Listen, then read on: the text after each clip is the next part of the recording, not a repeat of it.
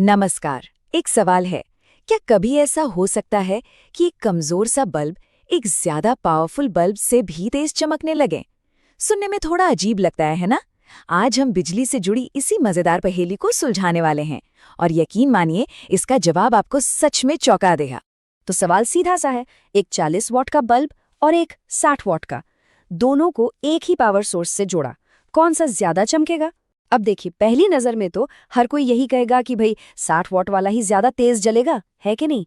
लेकिन क्या यह हमेशा सच होता है? बस यहीं से इस पहेली का असली खेल शुरू होता है, क्योंकि इसका जवाब उतना सीधा है नहीं जितना हमें लगता है। अच्छा, तो इस पहेली को सुलझाने के लिए ना हमें सबसे पहले एक चीज समझनी होगी। वो ये कि किसी बल्ब की जो पावर रेटिंग होती है, मतलब उस पर जो लिखा होता है 60 वॉट या 40 वॉट, उसका असली मतलब क्या है? यकीन मानिए, सारी कहानी की जड़ यही है। तो देखिए, जब हम कहते हैं कि कोई बल्ब 60 वॉट का है, तो इसका ये मतलब बिल्कुल नहीं है कि वो हमेशा हर हाल में 60 वॉट की ही पावर खाएगा। नहीं, ये तो उसकी क्षमता है, पर वो भी एक शर्त के साथ। और शर्त ये है कि उसे उसका सही वोल्टेज मिलना चाहिए। मतलब ये एक कंडीशनल चीज है, हर सिचुएशन में चमक का गारंटी कार्ड नहीं। अब बात करते हैं असली चमक की। हम जो रोशनी देखते हैं ना, वो असल में वो पावर है जो बल्ब उस खास सर्किट में उसी वक्त इस्तेमाल कर रहा है। तो पहेली को सुलझाने का तरीका एकदम साफ है। हमें बस ये पता लगाना है कि अलग अलग सर्किट में कौन सा बल्ब असल में ज्यादा पावर खींच रहा है।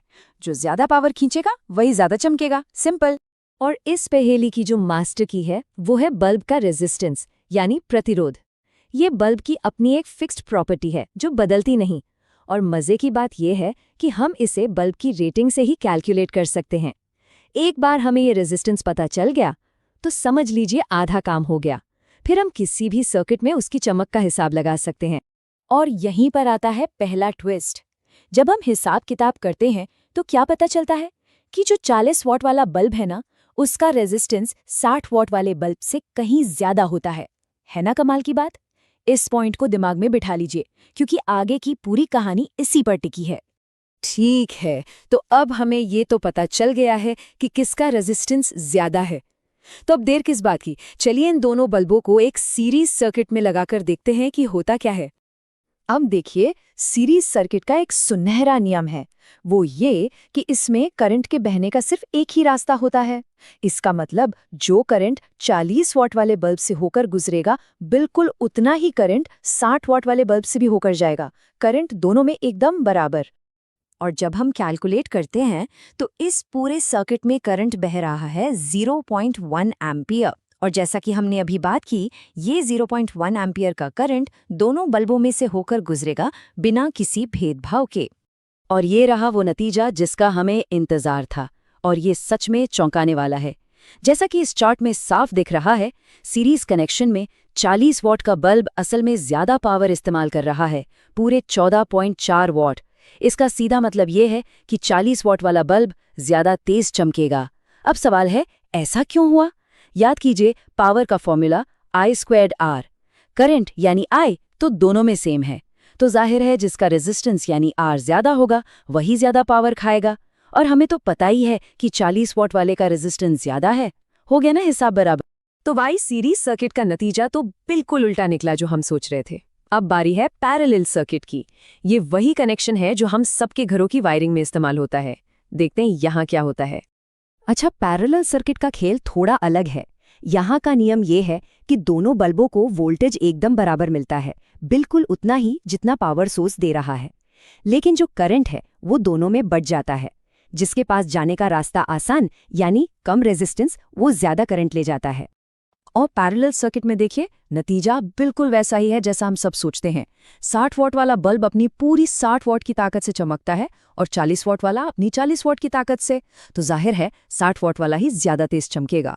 ऐसा इसलिए हुआ क्योंकि इस बार दोनों को पूरा 240 वोल्ट मिला और वो अपनी पूरी क्षमता पर काम कर पाए। तो अब एक बहुत जरूरी सवाल दिमाग में आता है, आखिर ऐसा है क्यों? मतलब कम वॉट वाले बल्ब का रेजिस्टेंस ज्यादा क्यों होता है? इसका जवाब ना बल्ब की बनावट के अंदर ही छिपा है। देखिए, वजह बड़ी सीधी सी है।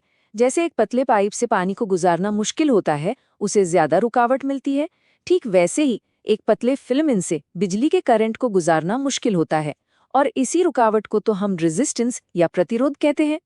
तो पूरी कहानी का सार ये है, 60 वॉट का बल्ब मतलब मोटा फिलामेंट, और मोटे फिलामेंट का मतलब कम रुकावट यानी कम रेजिस्टेंस। वहीं 40 वॉट का बल्ब मतलब पतला फिलामेंट, और पतले फिलामेंट का मतलब ज्यादा रुकावट यानी ज्यादा रेजिस्टेंस।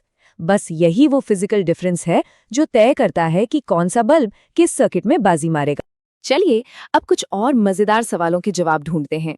जैसे, क्या होगा अगर हम सर्किट से एक बल्ब निकाल ही दें, और ये दोनों सर्किट कुल मिलाकर कितनी बिजली खर्च करते हैं?